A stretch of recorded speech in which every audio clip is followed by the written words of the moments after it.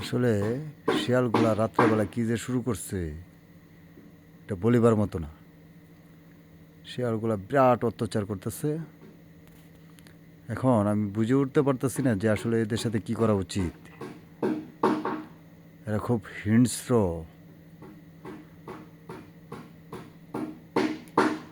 কি অবস্থা! একটু পর পর ঝগড়া করতেছে, ফাইট করতেছে,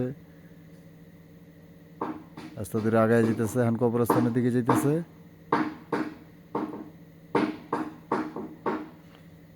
অনেক দূর পর্যন্ত চলে গেছে, অনেক দূরে চলে গেছে, অনেক দূরে। এই অবস্থা যদি হয় কিভাবে হবে সেটাই বুঝে উঠতে পারতেছি না। আসলে